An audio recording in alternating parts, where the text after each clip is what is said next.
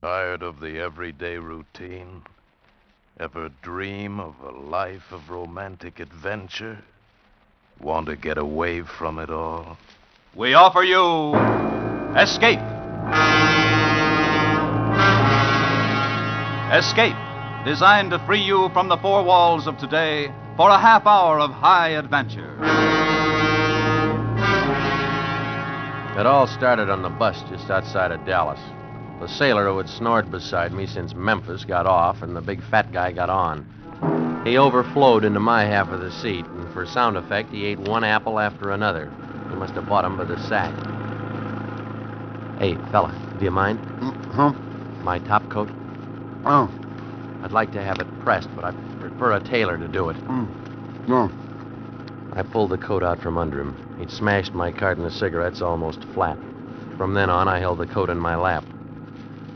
In my mind, he was symbolic of everything connected with this trip and with my life. Second-rate, middle-class, mediocre. I was on my way to Hollywood. Yeah, I'm an actor. Under personal contract to Henry Slafta, a big director. Oh, it sounds impressive, but it isn't. It's one of those insignificant stock contracts with short options and shorter dough. I should have turned it down, but I was flat broke, on my heels. That's why, when I found the money, I did what I did. Okay, folks, we're stopping here for 15 minutes. Another stop, chance to stretch. Well, I had a cup of coffee and a spud nut in the depot, and I was starting back to the bus when I saw him, my apple-chewing friend. Two men with cop written all over him were leading him out of the bus. It was a pinch. I wondered why they'd picked him up. I really didn't care why they took him as long as he didn't come back. Now I had the seat to myself. But he'd done me a final courtesy. He'd knocked my top coat onto the floor and walked on it. Okay, everybody on, let's go. From then on into El Paso, he was the topic of conversation. He didn't look like a criminal to me. My dear, didn't you hear what the bus driver said? The man's a counterfeiter, one of the smartest ones in the country. The police have been after him for ages. Counterfeiter? How exciting. I must get off at El Paso and send a postcard back to Madge. Won't she be thrilled for me? Counterfeiter. Well, that's the last thing I would have pegged him for.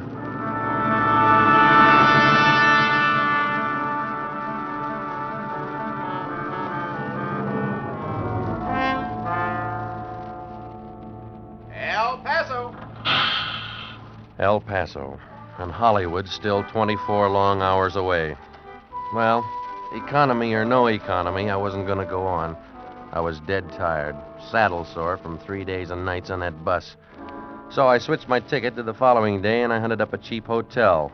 The bellhop there was full of helpful ideas on how I could spend the evening.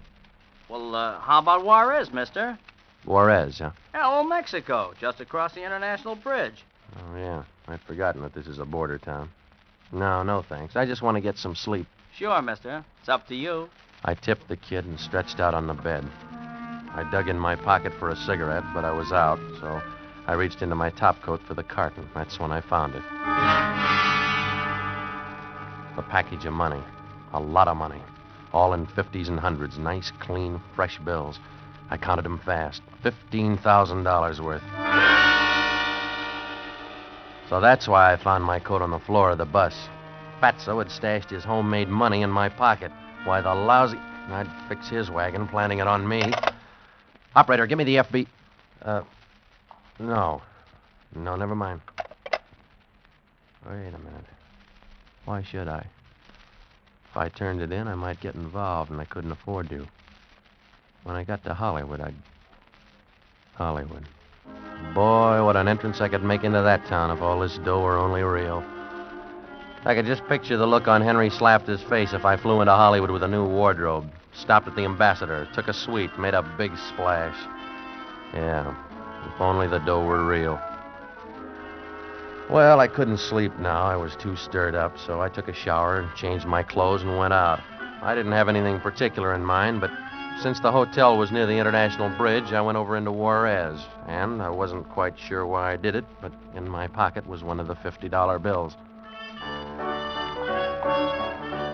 I went up and down the cheap main drag, sampling tequila and brushing off vendors of Huaraches and leather dolls, just like the rest of the tourists. But all the time, that $50 bill was burning a hole in my pocket.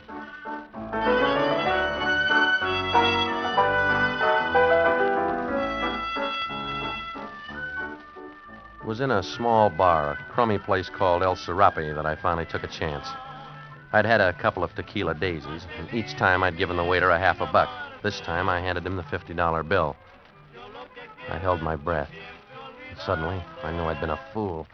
He didn't put it in the cash register as he had the other money. Instead, he went down to the end of the bar and handed it to a man sitting there, obviously an American.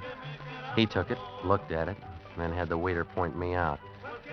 I got up out of the booth and started for the street, but the American caught me at the door. I'm, Chuck Rice. I'm the manager. Yeah. Hiya. You give this $50 bill to the waiter? Yeah. I guess I forgot to wait for my change, huh?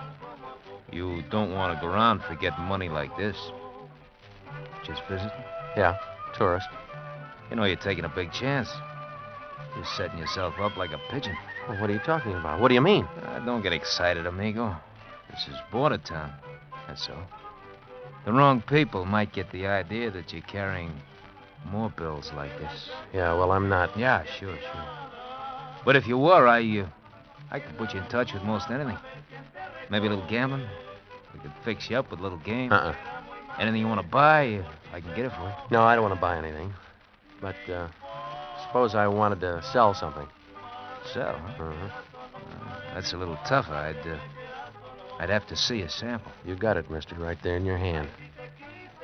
I was taking a crazy chance, but I've kicked around Broadway long enough to know a contact man when I run into one, and Chuck Rice was definitely shady. He stood there scowling, turning the bill over and over in his hand. Oh, so that's why you wanted to walk out on your change, huh? Thought I had it spotted. You got more like this? Yeah. On you? No, I'm not that much of a pigeon. How much more? Enough. You want to dump it? Maybe, with the right kind of a deal. Here's your 50 back. I don't know from nothing about this kind of commodity. Well, I didn't pay for the drinks. It's all right. It's in the house. Your money's no good here. I took the 50 and put it in my pocket. I shrugged and hoped my indifference went over. I was almost to the street when he called after me. Hey, amigo. Huh? I was just wondering. How much you got? Why? Well, if you got enough, maybe Nieves would be interested. Nieves? Who's Nieves?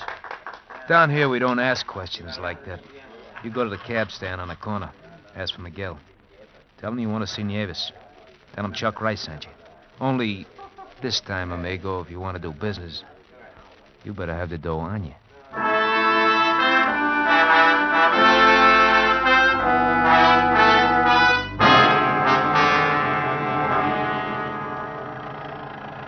Miguel.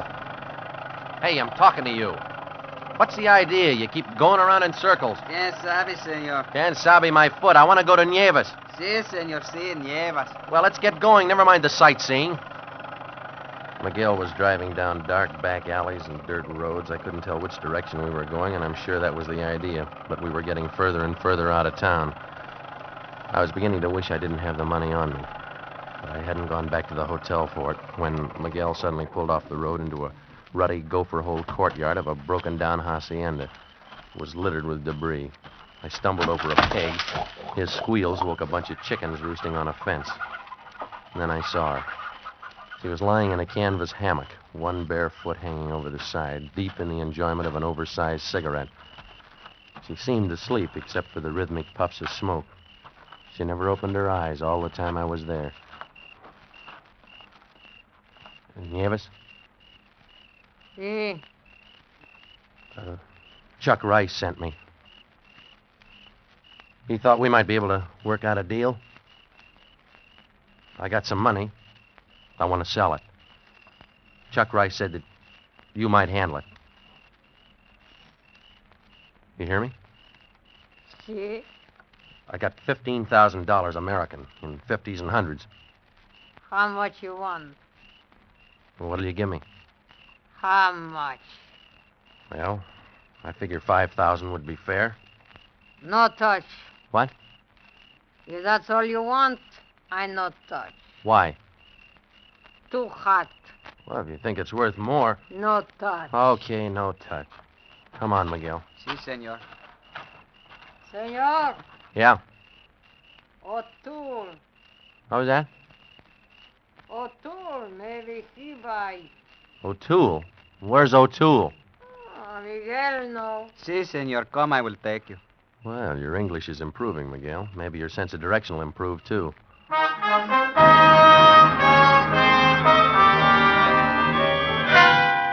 And it did. As the crow flies, so did we, straight to O'Toole's Dine and Dance, a gaudy tourist trap hypoed on the outside with neon signs advertising the best food and music in Juarez, while inside, 5 Latin beboppers were making hash out of Embraceable You. Miguel okayed me to a squint-eyed character who reluctantly led me down a hall, up a steep flight of stairs, and we stopped in front of a door.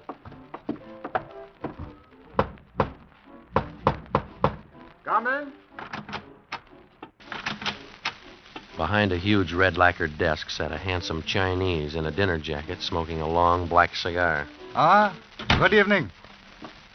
What can I do for you? A drink, perhaps? No thanks. I came to see O'Toole. Yes, I am O'Toole. You, O'Toole? As one of those cliques of nature. I wear my mother's face and my father's name. Oh, well, I'm sorry. I didn't mean anything. Oh, think nothing of it, Mr. Smith. Yeah, Smith. Now, you have something you wish to sell? That's right. May I see the money? Money? How did you know? $15,000, as I understand it. How much do you want for it? 6,000. You told Nievas. 5. Nieves? Oh, you're surprised. I know about that. Huh? Chuck Rice always sends them out to the country to see Nievas before they come to me. Now, let me see the money. All of it.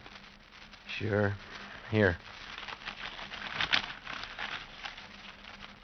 Look, I'll take the 5.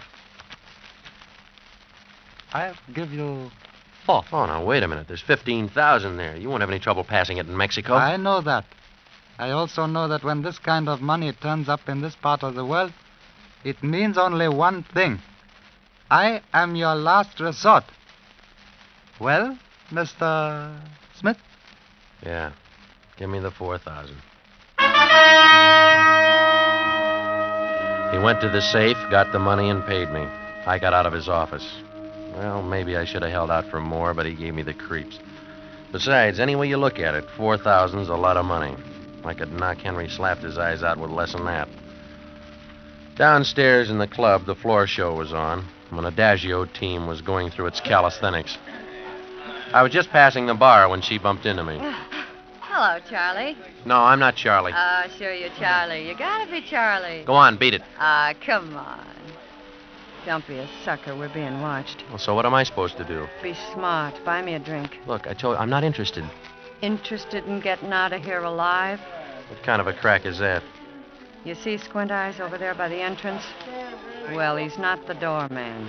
Come on, look. What's this all about? O'Toole. He wants back whatever it is he gave you. I'll buy you that drink. Come on. Make it scotch. Yeah. Bartender, 2 scotch and sodas. All right. Now tell me why you're interested. I'm supposed to knock you out. You're what?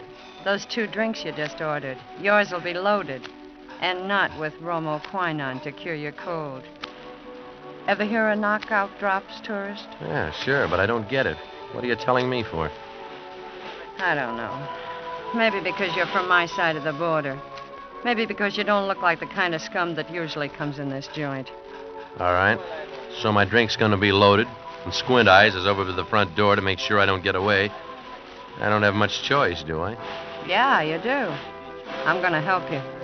Help me? After the drink hits you, I'm supposed to get you out the back door into the alley and then roll you. Well, now, that'll be a big help. But I'm not going to.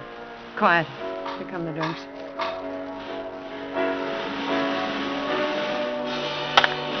All right, what do I do now? When I reach around you for the ashtray, they won't be able to see you. Switch the drinks. You drink mine. Yeah, but how about you? you? They don't expect me to drink it. Yeah, but you... Now, switch them. Get it down. Drink it. In a minute, pretend you're dizzy. I'll help you get to the alley. And when you get there, you better run, brother. And run fast. Squint Eyes had left the door and was coming toward the bar, so I did what she told me. After I'd gulped the drink down, I sat on the stool a couple of minutes and I pretended to get dizzy. She helped me off the stool, put my arm around her shoulder. We were almost to the door, almost to the alley. It was just perfect, except for one thing. I was dizzy. My stomach turned over and over, and I passed out cold.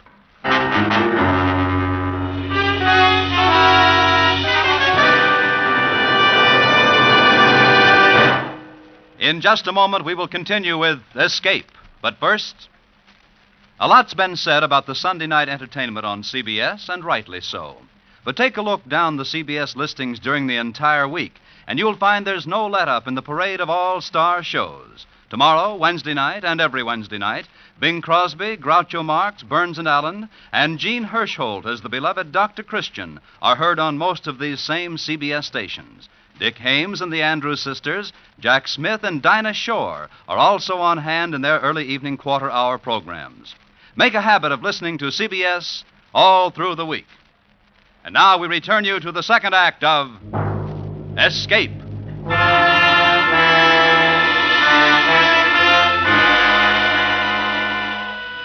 The smells were the same. Beer, tequila, stale black tobacco. But the sound had changed. There'd been music before. My stomach burned and my head throbbed, and somebody was lying across me. I raised up, tried to focus my eyes, but I couldn't. Gradually, I placed the sound. It was some kind of a car, bus. No, a truck. I was lying on the floor in the back of a truck, and there was a man lying across me. From the stench of him, he must have been drunk for a week, but from the inert way he lay, he could have been dead. I pushed him off and shook him. Hey! Where are we going? What is this? Hey, come on, wake up, will you? Listen to me. Then I suddenly remembered the money. The $4,000. It was gone. I was clean broke. I'd been rolled all right, and by a dame who even told me before she did it.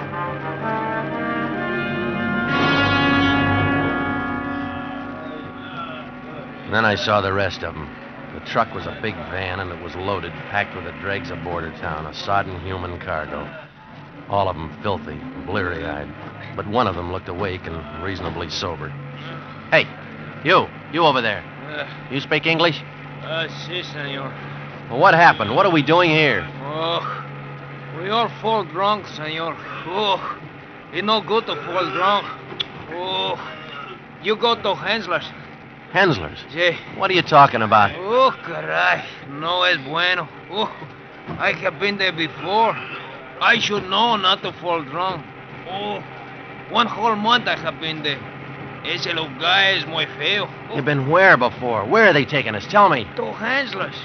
Oh, he's a very bad man. Hensler's? Well, who's Hensler? Oh, you going to see, senor. You will see. That's all I could get out of him. We were going to Hensler's, and it wouldn't be good. And it sounded like I was about to find out. All right, you guys, come on. The party's over. Hey, Miller, move these crips along. You guys don't look like no bunch of daisies, but we'll make you bloom, won't we, Miller? He was a brute of a man, and he carried a .45 in a holster. He and the driver, Miller, herded us out of the truck like so many cattle.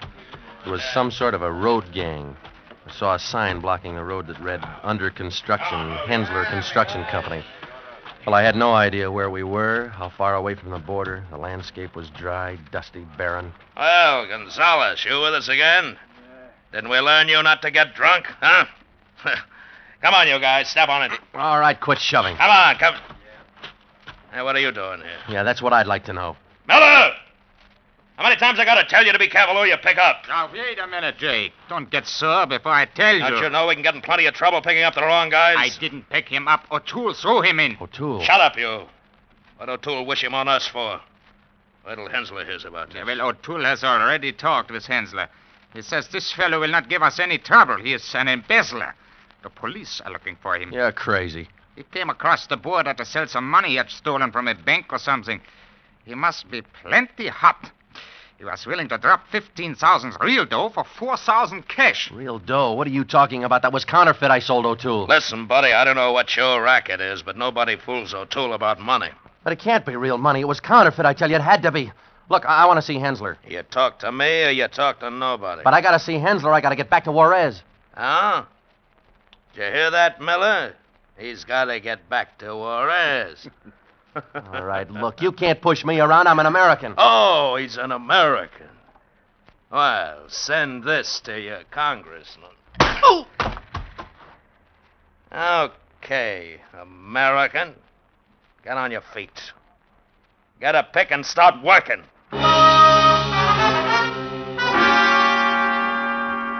Hensler Construction Company. Just another name for a chain gang. I never saw Hensler. He wasn't there. But in the next week, I got to know Jake all right. I got to hate him. He drove us from dawn till dark, digging a roadbed by hand, pick and shovel, in the hot sun, in the dust, without rest. But worse than the physical torture was the thought that gave me no rest. I'd sold O'Toole real money. For now I realized I'd never really had any proof that the fat man was a counterfeiter. I just jumped to that conclusion. The bus driver... No, not the bus driver. A woman on the bus said that the bus driver said it, and it drove me crazy just thinking about it. Real money. $15,000. I'd had it in my hand and I'd thrown it away. I had to escape. I had to. There'd been a man in the truck who said he'd been here before, so he must have gotten away somehow. He could help me. You're the man that was here before? I am Gonzalez. All right, you got away the other time, didn't you? I see. But I am back. And this time I don't try to go. Well, how did you go? How'd you get out? Well, there is a highway. There is? Where? 4 mile, 5 mile. Many cars pass there. Just 4 or 5 miles. That's nothing. Oh, maybe it sounds nothing to you, senor. But those are bad miles to go. Ooh, caray. Only 4 or 5 miles. Over that way, he told me. Through the ravine. Well, I thought about it all that day, and I planned that I'd try it that night. But when we got back to camp, I was too dog-tired even to eat. I just flopped on the hard earth and fell asleep.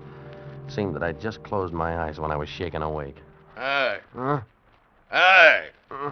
Get up, American. Get on your feet. Huh? I got a little job for you. Oh, leave me alone, Jake. I'm tired. Get up! You're on overtime.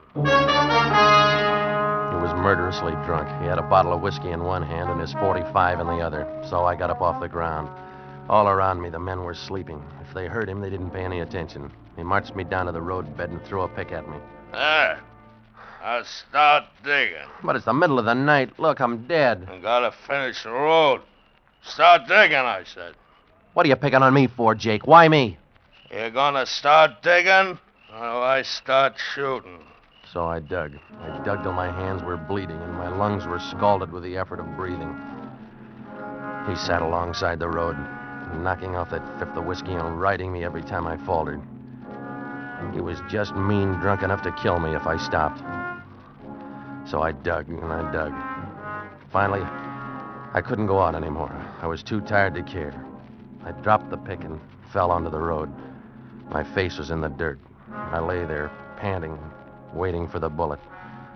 When it didn't come, I turned my head, and what I saw gave me new life. Jake was sprawled out, dead drunk, and the .45 had slipped from his hand onto the ground.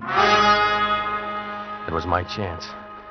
I hardly had enough strength left to move, but I knew if I didn't go then, it'd be too late. I'd never get away. I crawled over to him, and I got the gun, and somehow I got down the road and through that ravine, stumbled and crawled those hideous miles to the highway. And then I heard it, way down the road. It was a car. I ran out like a madman and flagged it down. Monday, Usted? Give me a ride, will you? Oh, you're an American, huh? Going back to the States? Yeah. Well, hop in.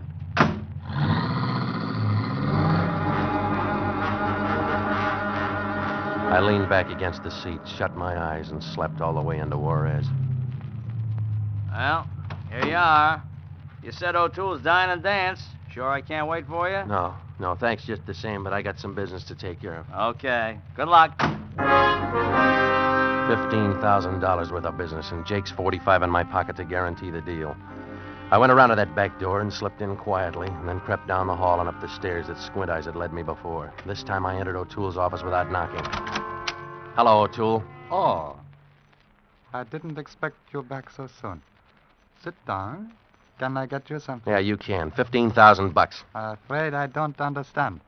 We made a deal. Why didn't you tell me the money was real, not counterfeit, huh? Well, you seem to know what you were doing, and remember, you placed the value on the money. I did not. Yeah, well, I've just revalued it. I want it back, all of it.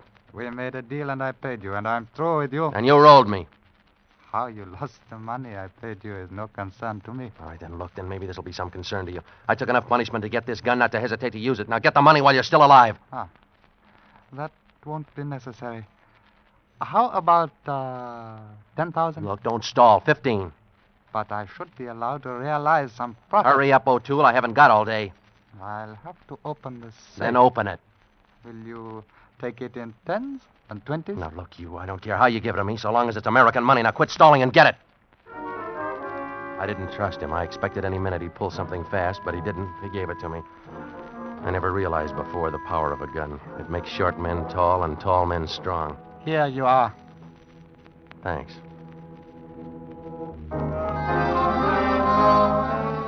Now I could fly to Hollywood and have that suite at the Ambassador and throw a cocktail party, a big party. I'd show 'em. First, I stopped at the best men's shop in Juarez and got myself outfitted. An imported English tweed suit, cashmere topcoat, couple of dozen shirts, and I threw away my old clothes. There will be something else, senor. I'll take that alligator suitcase, too. Si, senor, but you must remember when you go through customs, you must declare the clothes you are wearing. I have to report the sale. Sure, don't worry. And these neckties? Si, senor. I paid him. It was more than I'd spent on clothes in 10 years. I put $500 in my wallet and stashed the rest of the money away in my suitcase. Then I went to the American Club for a good dinner. Now I was all set to make my entrance. All I needed was a plane reservation for Hollywood. I was just going through customs when he ran up. That is the man. Stop him. It was the clerk from the men's shop, gesturing wildly. The customs official listened, and then he came back to me. I'm sorry, sir, but I'll have to detain you. What? Your wallet, if you please. Oh, wait, I didn't buy the wallet from him. If you please, sir, give it to me. Okay, but it's just an American Hickok wallet, I tell you. I'm not interested in the wallet itself, sir. Now, we shall see. There. You see? Did I not tell you? Look, all of it. What are you guys doing with my money? You admit this is your money, mister? Of course it is. Then I'm sorry you'll have to come with me. But why? Because, mister, all the money in your wallet is counterfeit.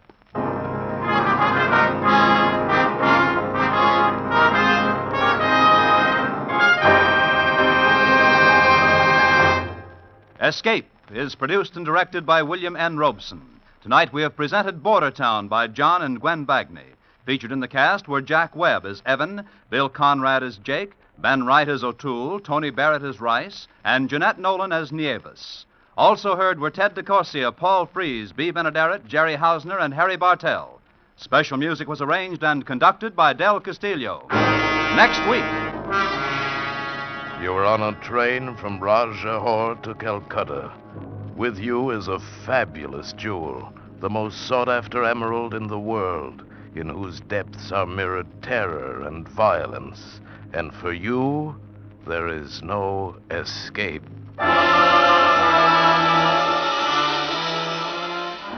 It's a proven surefire formula for better living. If we all work together to produce more per man, per machine, per hour, we all move together toward the benefits in living that are possible only under the American economic system. The better we produce, the better we live. For your free copy of the booklet, Miracle of America, write Box 10, Times Square Station, New York. Stay tuned now for Hit the Jackpot, which follows immediately over most of these stations. This is CBS, the Columbia Broadcasting System.